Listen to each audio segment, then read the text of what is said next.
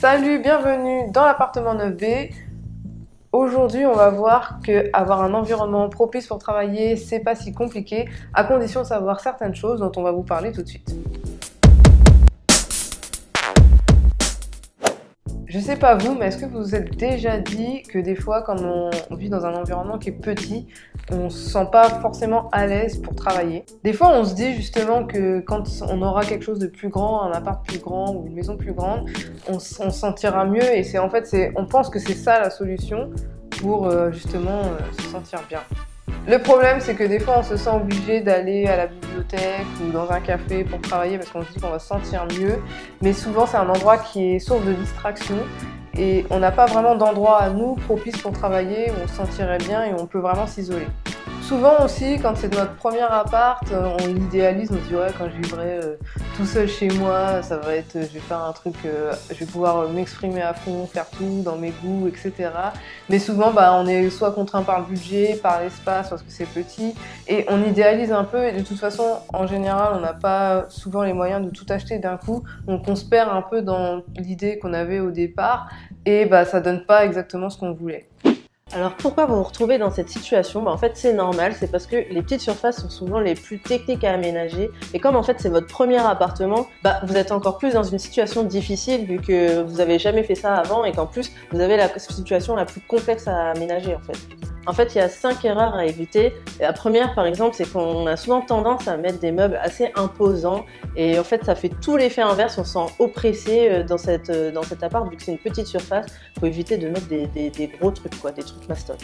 La deuxième erreur qu'on fait assez souvent, et moi-même je l'ai faite quand j'ai emménagé dans mon premier studio, c'est de mettre des couleurs un peu trop fortes. Par exemple, moi j'avais mis du rouge dans mon appartement, les rideaux, les coussins et tout ça, et un rouge en plus assez quand même pétant.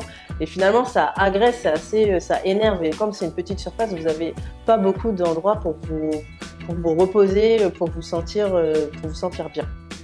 La troisième erreur à éviter, c'est en fait de mettre plein de petits meubles. Souvent comme on se dit que c'est petit et qu'on veut ranger des choses un peu partout, on a tendance à mettre plein de petits meubles mais un peu partout et finalement ça fait un espèce de capharnaüm de meubles parce qu'il y en a beaucoup trop pour l'espace alloué en fait.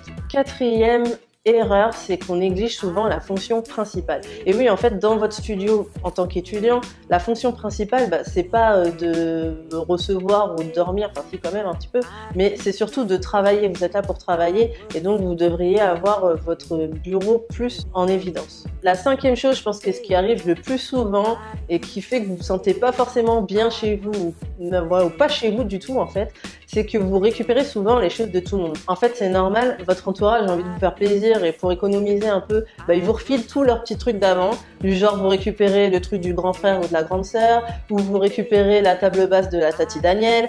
Enfin voilà, vous vous retrouvez avec plein de choses comme ça que vous aimez pas forcément, vous n'osez pas dire non. Et du coup, ça fait aussi un espèce de capharnaüm visuel. En tout cas, vous n'arrivez pas à avoir une ambiance générale cohérente.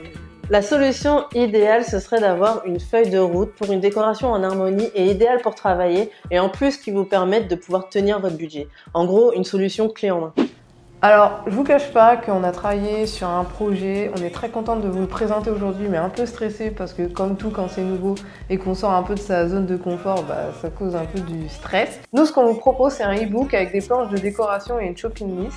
En fait, ça résume à ce qu'on livre à la fin d'un coaching déco. Vous allez d'abord retrouver une planche d'inspiration bien expliquée pour vous aider à définir un style cohérent. En fait, pour faire un peu plus simple et vous expliquer rapidement, c'est ce qui nous sert un peu de base de départ pour après définir un style. Donc là, on vous explique les choix et pourquoi, tout le cheminement en fait du projet de décoration.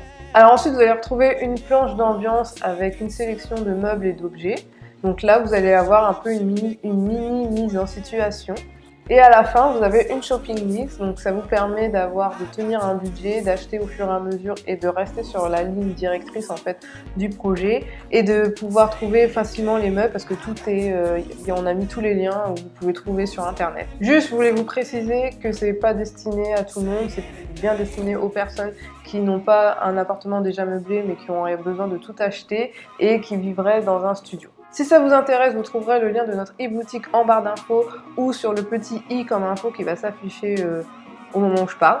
Une fois que vous l'aurez pris, vous allez recevoir directement le e-book sur votre boîte email. J'espère que ce qu'on vous propose, ça pourra aider certains d'entre vous. En tout cas, ce qu'on voulait, c'est vous proposer une solution pour avoir une ambiance cohérente dans votre studio qui vous permettra d'être dans de bonnes conditions pour travailler et vous sentir bien. Et vous, est-ce que vous avez des astuces pour avoir un environnement de travail agréable et vous sentir bien dans votre studio? On aimerait savoir la réponse en commentaire, comme d'habitude. Voilà, c'est tout pour cette vidéo. N'hésitez pas à liker et à partager si vous pensez qu'elle peut intéresser d'autres personnes qui sont dans la même situation.